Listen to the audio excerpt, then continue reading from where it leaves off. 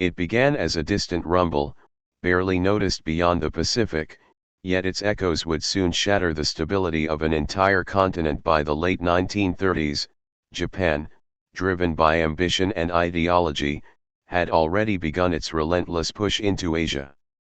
The world watched as cities fell, colonial powers faltered, and ordinary civilians found their lives uprooted by a military machine that seemed unstoppable. Japan's vision of the Greater East Asia co-prosperity sphere was not a vague dream, it was a meticulously planned campaign of speed, precision, and psychological dominance, designed to reshape the entire region under its imperial control. The invasion of Manchuria in 1931 set the stage, establishing a puppet state Manchukuo and signaling Japan's willingness to challenge the global order. Yet it was the full-scale invasion of China in 1937 that showcased Japan's military capabilities and strategic ruthlessness. Shanghai, Nanjing, and other major cities fell after intense bombardments, urban warfare, and calculated terror campaigns. The infamous Nanjing massacre revealed the extreme brutality of the occupation, where civilians and surrendered soldiers alike faced executions, rape, and widespread atrocities. These early campaigns demonstrated a combination of speed, overwhelming force, and psychological intimidation that would define Japan's approach across Asia. The entry of Japan into Southeast Asia after December 1941 marked the true transformation of the continent. The attack on Pearl Harbor was both a tactical strike and a strategic signal. Japan's forces were poised not just to confront the United States but to dominate the vast, resource-rich territories of Asia.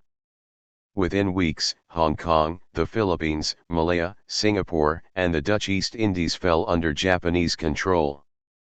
British and Dutch colonial administrations, long established and thought unassailable, collapsed almost overnight. Singapore, long hailed as the Gibraltar of the East, succumbed in just over a week, shocking the world and demonstrating Japan's operational efficiency. Across these territories, Japanese forces combined lightning land invasions with coordinated airstrikes and naval superiority, overwhelming poorly prepared defenders and exploiting weaknesses in local military command. But Japan's conquest was not limited to military tactics, it was as much psychological as physical.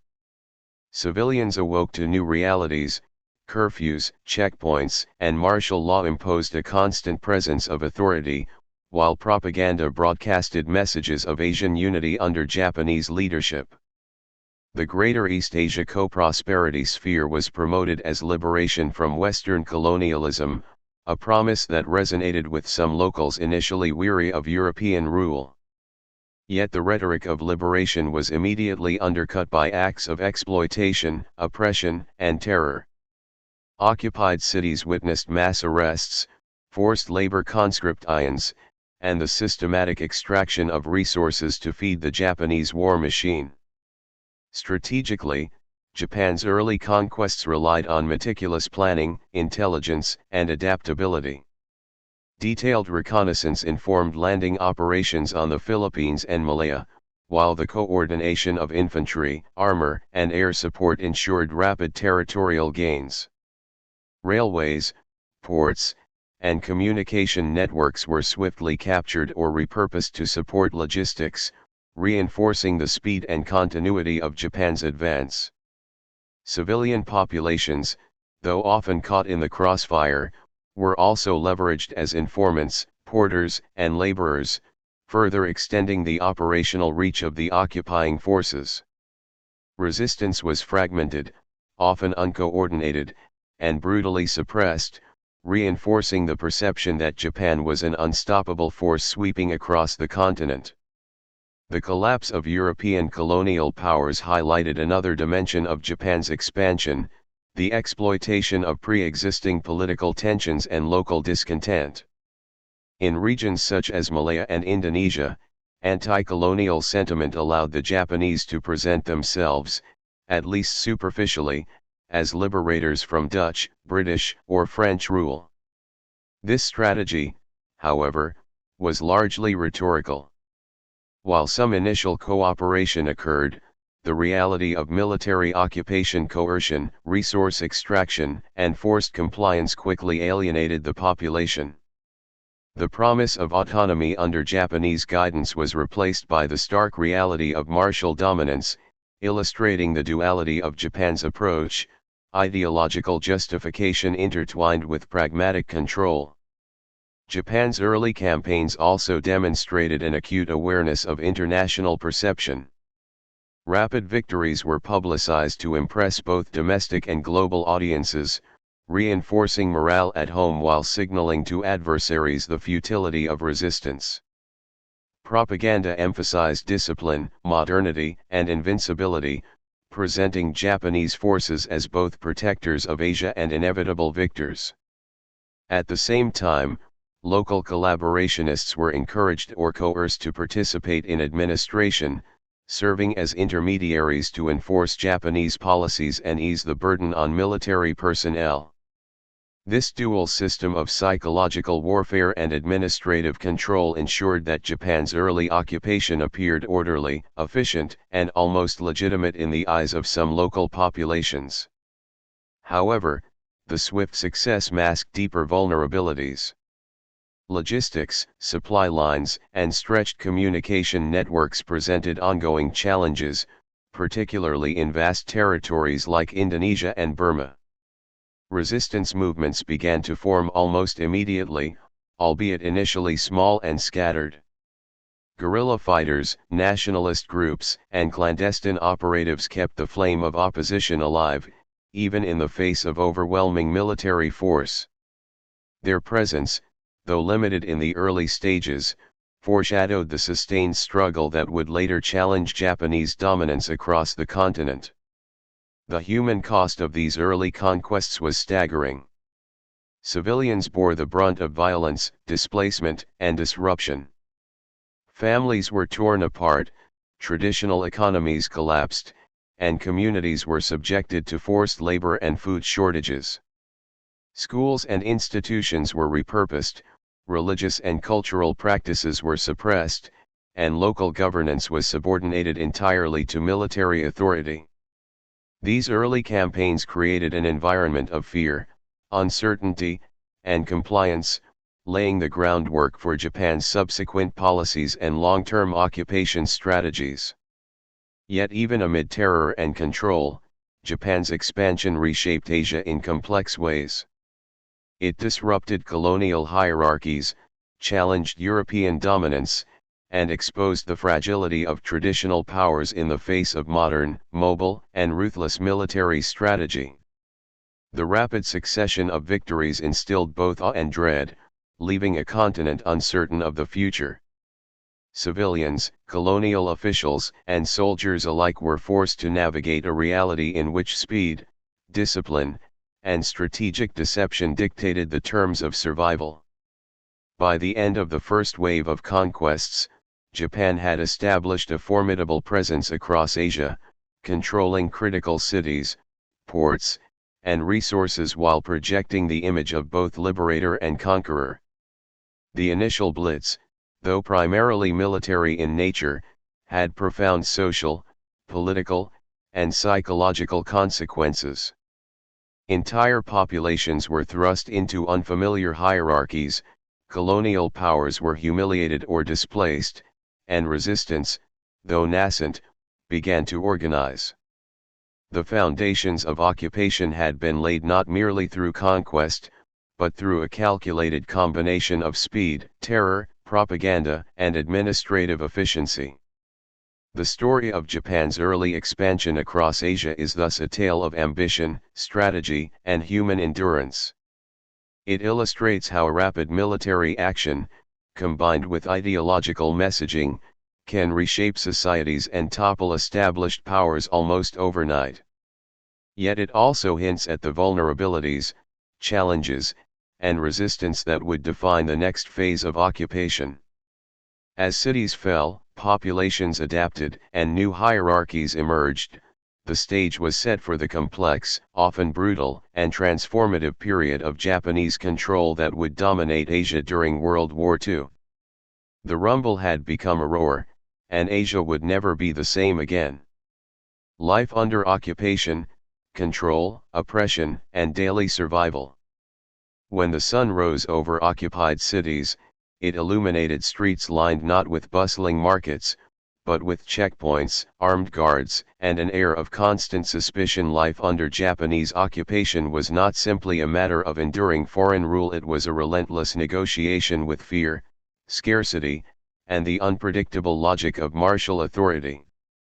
For civilians across Asia, the early conquests were only the beginning.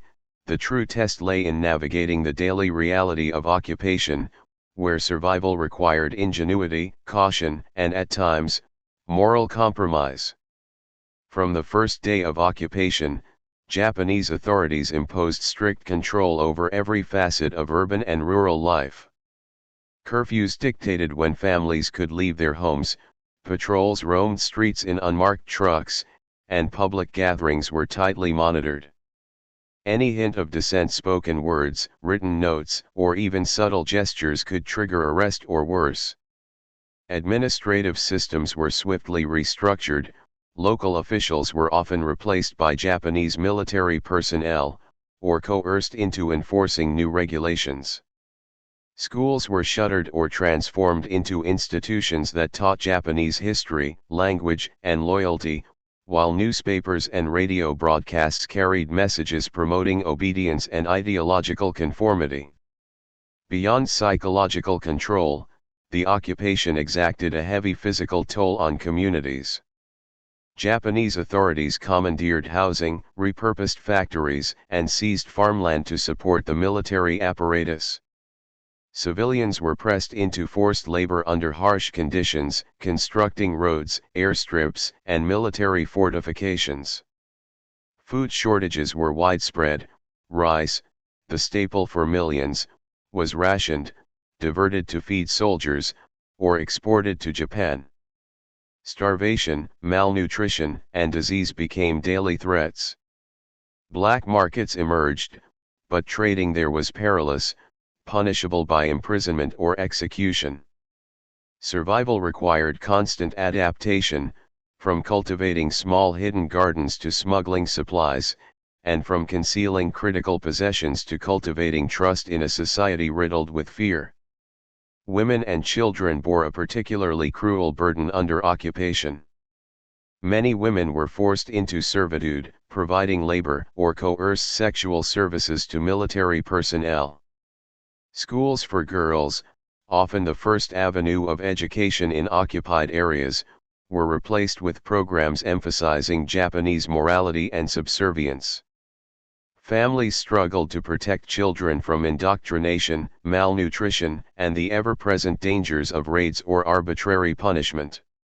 In towns and villages, elderly and infirm populations were especially vulnerable, as scarce resources and strict regulations left little room for compassion or care. Despite the pervasive oppression, civilians displayed remarkable resilience. Everyday acts of defiance, whispered conversations, secret gatherings, and preservation of traditional practices became vital forms of resistance. Cultural ceremonies, religious observances, and community rituals were carried out discreetly, maintaining social cohesion and identity under an intrusive occupying power. In many cases, ordinary citizens also became key facilitators of resistance networks, secretly providing shelter, intelligence, or supplies to those actively opposing Japanese control. These small, often invisible actions contributed to a broader tapestry of survival and subtle defiance, demonstrating that life under occupation was not entirely passive. The Japanese occupation was also an exercise in economic domination. Beyond forced labor, local industries were redirected to supply materials for the empire's war machine. Rubber, oil, timber, and metals were seized systematically, often leaving local economies in collapse. Agricultural production was reorganized to meet Japanese needs, creating famines in certain regions.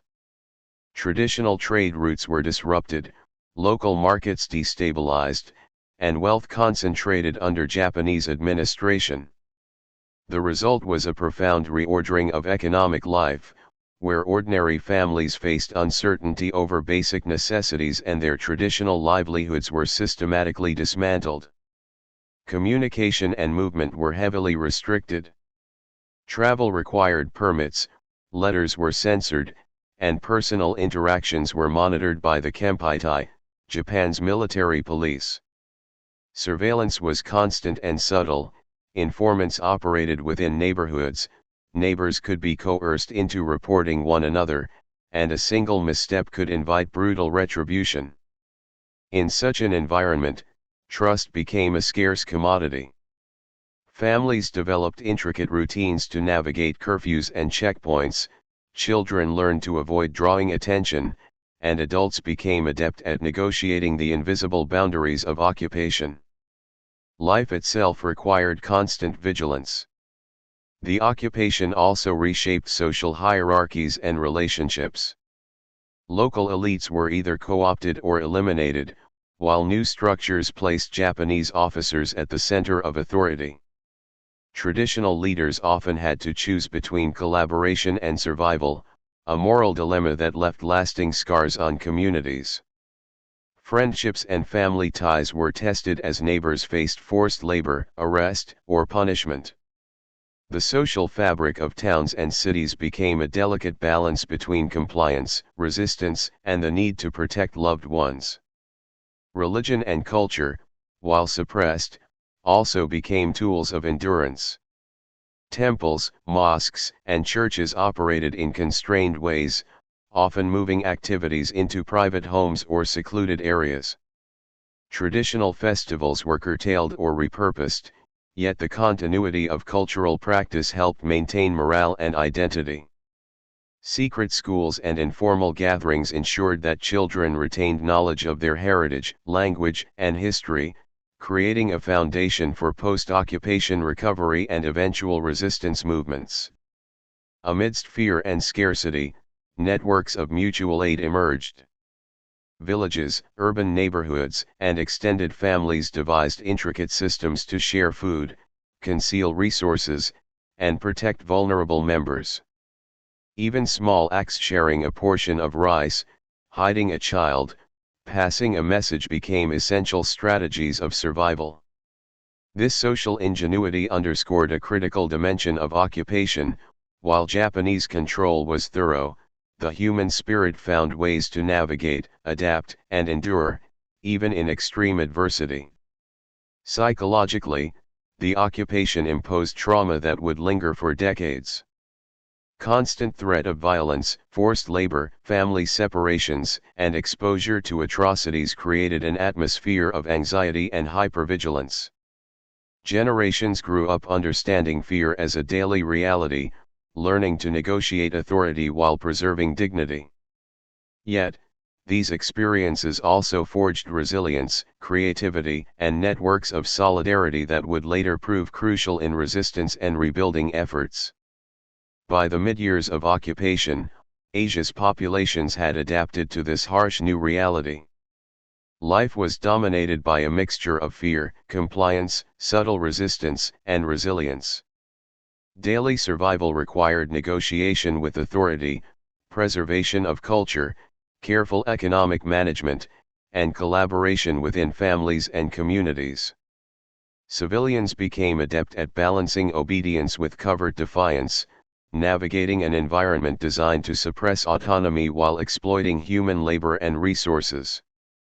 The story of life under Japanese occupation reveals the profound interplay between power and endurance. It demonstrates how totalitarian control can reshape daily existence, influence social and economic structures, and impose psychological strain, while also highlighting the capacity of ordinary people to adapt, resist, and maintain identity.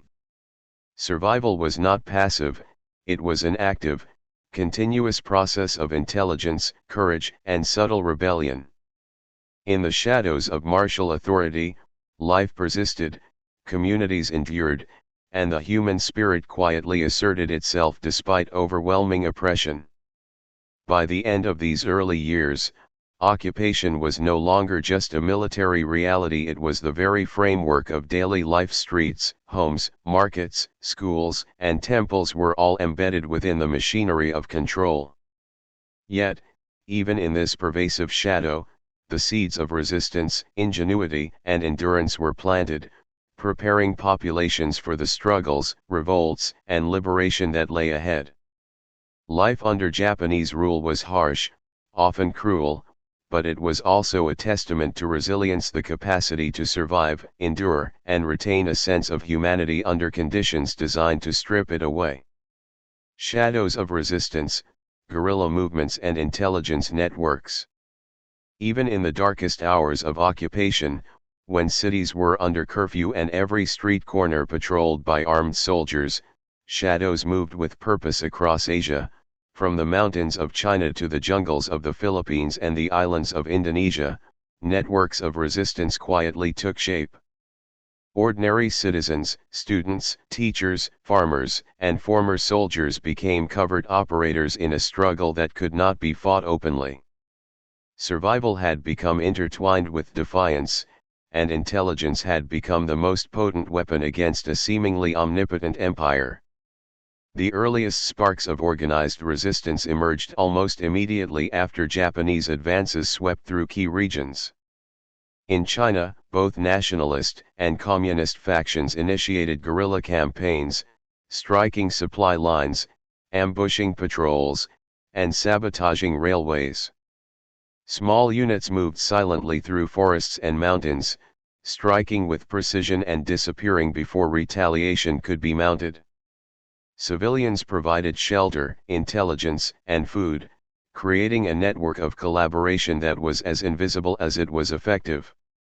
These actions disrupted Japanese operations and served as a reminder that the empire's control, while swift and brutal, was never absolute.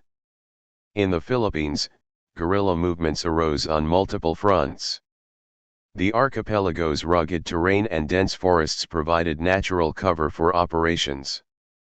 Local militias coordinated with remnants of the U.S. Army and Allied intelligence operatives, transmitting information about troop movements, supply depots, and Japanese vulnerabilities. Civilians played a critical role.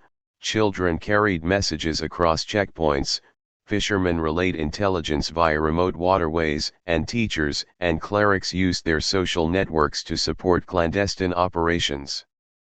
This collective effort transformed ordinary villages into nodes of resistance, proving that even small communities could influence broader military outcomes. Southeast Asia saw similar patterns.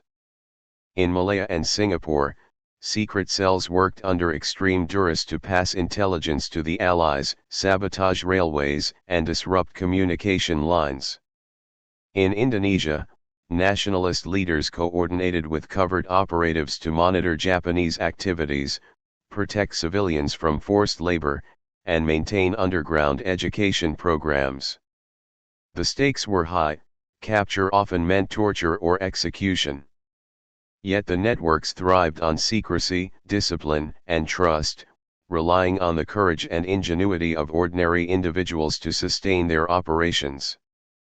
Intelligence became the backbone of resistance. Coded messages, hidden caches, and covert couriers ensured that vital information reached Allied forces. Maps of strategic locations, troop strengths, and infrastructure were meticulously compiled, enabling targeted air raids, amphibious assaults, and counteroffensives. Resistance fighters were not only disrupting Japanese supply lines, they were providing the Allies with actionable intelligence that would shape the trajectory of the Pacific War. In many ways, these underground networks turned occupation into a battlefield of information, where the shadows of forests and alleys were as strategically significant as conventional fronts. The structure of these networks varied. Some were tightly hierarchical, with clear chains of command and specialized roles, while others operated in decentralized cells to reduce risk of compromise. Training often occurred in secret, sometimes with the guidance of Allied operatives. Civilians, previously unarmed and vulnerable, were taught the use of basic weaponry, sabotage techniques, and communication methods. The collaboration between local knowledge and Allied expertise created a synergy that allowed small groups to wield disproportionate influence over the course of military operations. Beyond armed operations and intelligence gathering, the psychological impact of resistance was profound. In occupied cities, the presence of guerrilla activity undermined Japanese authority, forcing the military to allocate significant resources to patrols, counterinsurgency, and surveillance. Fear and uncertainty became mutual, while civilians feared reprisals. Japanese soldiers faced invisible enemies that could strike anywhere. The perception of constant threat weakened morale, slowed operations, and created fissures in the occupying forces' sense of invincibility. Ordinary civilians were often the unsung heroes of these networks. Women ran safe houses, concealed weapons, and smuggled information. Children delivered messages through dangerous routes. Elders preserved local knowledge critical to navigation and survival. Every act of defiance, no matter how small, became a critical thread in the larger fabric of resistance. Communities learned to operate in dual realities, outward compliance to protect themselves and covert collaboration to oppose the occupiers. This duality was essential, blending survival with strategic defiance. The effectiveness of guerrilla movements was magnified by the geography of Asia. Dense jungles, mountainous regions, and archipelagic islands provided natural advantages. Fighters knew the terrain intimately, using it to evade patrols, set traps, and establish hidden bases.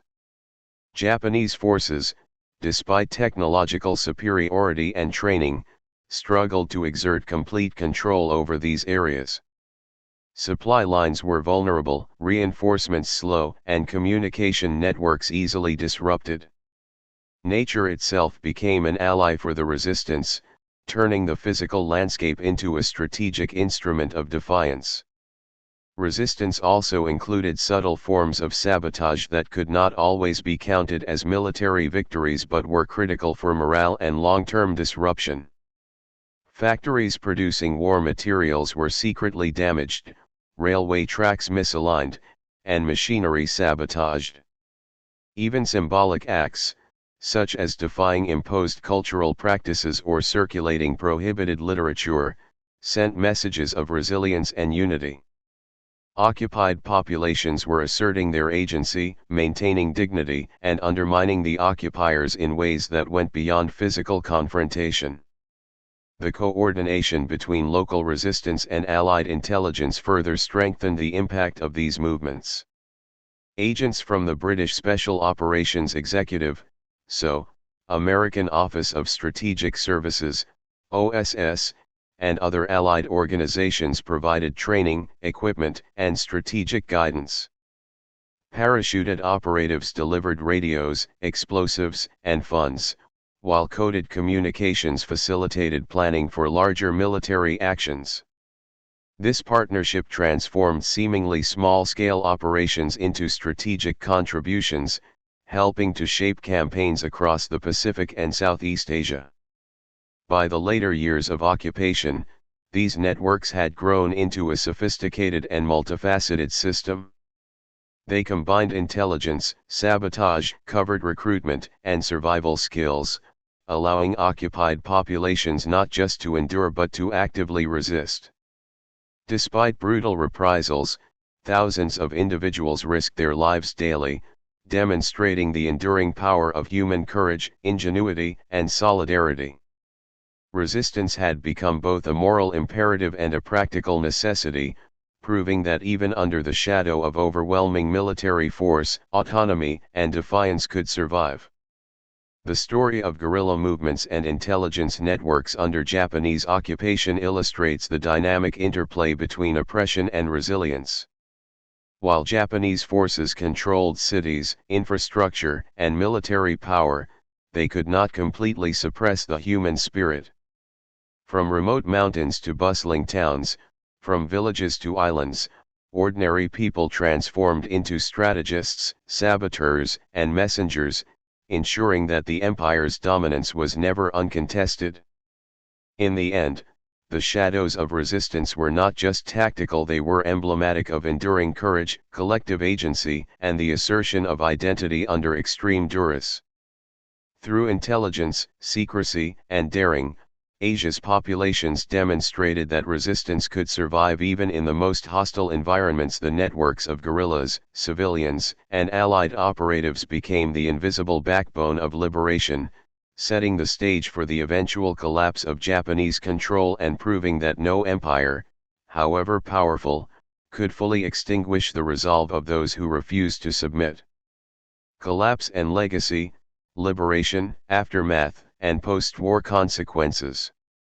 The horizon that once carried the smoke of conquest gradually cleared, revealing a continent scarred by years of occupation and conflict. By 1944, the momentum of Japan's expansion had slowed, and the once unstoppable empire faced pressures from multiple fronts.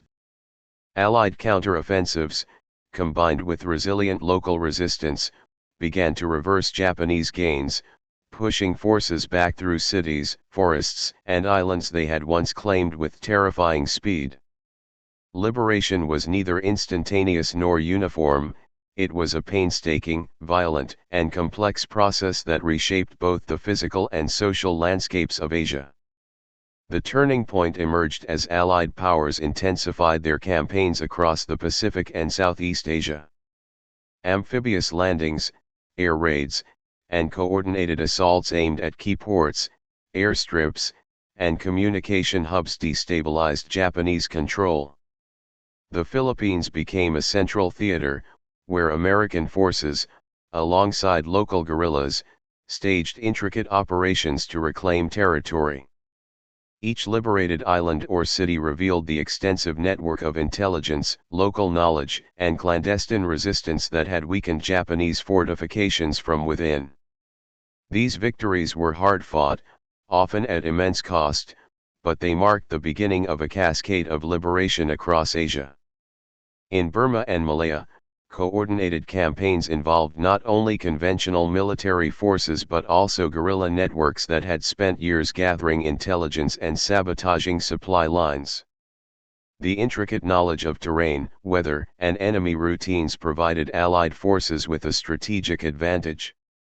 Japanese troops, while formidable, were now stretched thin, facing logistical nightmares and deteriorating morale. Their inability to maintain supply lines and reinforce remote outposts accelerated the collapse of control, while local populations, emboldened by advancing forces, increasingly supported liberation efforts.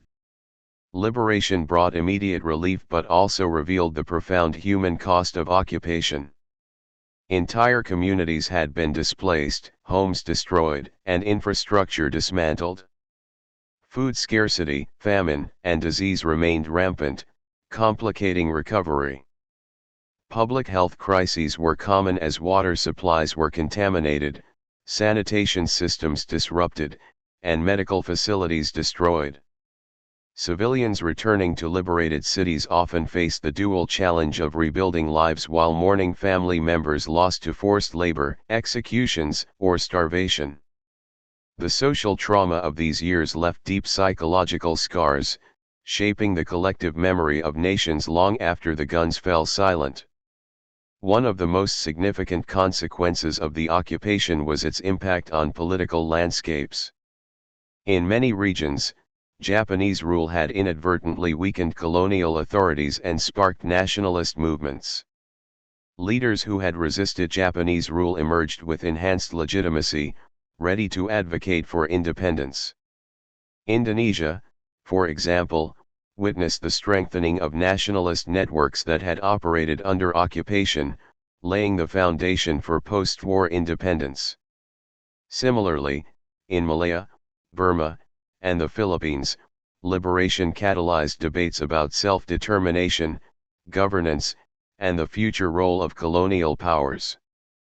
The occupation had, paradoxically, both oppressed and mobilized local populations, sowing the seeds of post-war political transformation. The Japanese military's collapse also exposed the limitations of imperial control. While propaganda had projected invincibility, the reality of stretched supply chains, overstretched forces, and underestimation of local resistance proved fatal. Cities once thought secure fell rapidly, fortifications crumbled under the combined weight of intelligence-driven assaults and guerrilla pressure. The speed of liberation underscored that occupation, no matter how severe, depended on both military presence and local compliance elements that resistance networks had consistently undermined. Economic recovery became an immediate challenge. Occupation had stripped regions of natural resources, disrupted agriculture, and restructured economies to serve military purposes. Post-liberation, governments and communities faced the dual task of reconstructing infrastructure while addressing rampant unemployment, inflation, and scarcity of essentials. Ports, railways, and roads had to be rebuilt, factories repurposed, and trade re-established. In many areas, black markets that had flourished under occupation continued to operate, reflecting both necessity and the persistence of informal economic networks. The rebuilding process was arduous but essential for long-term stability.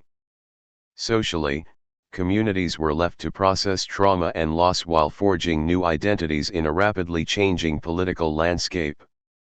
Survivors grappled with memories of brutality, displacement, and oppression.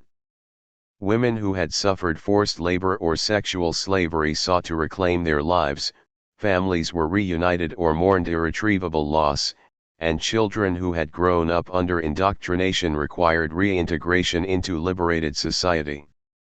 Education, religion, and cultural institutions played crucial roles in restoring social cohesion, offering both continuity and hope amid devastation.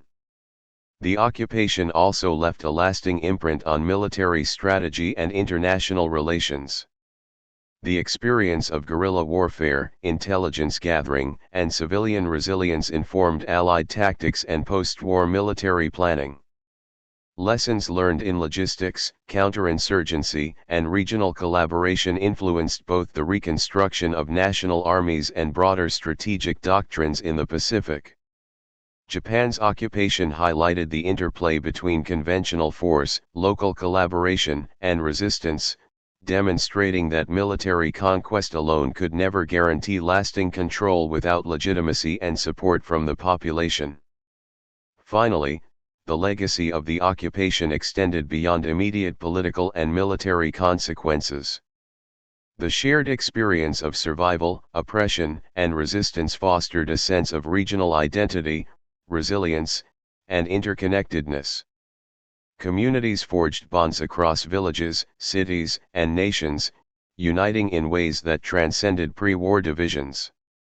Literature, oral histories, and commemorations preserved the memory of hardship and defiance, ensuring that future generations would understand both the horrors of occupation and the capacity for human endurance and solidarity.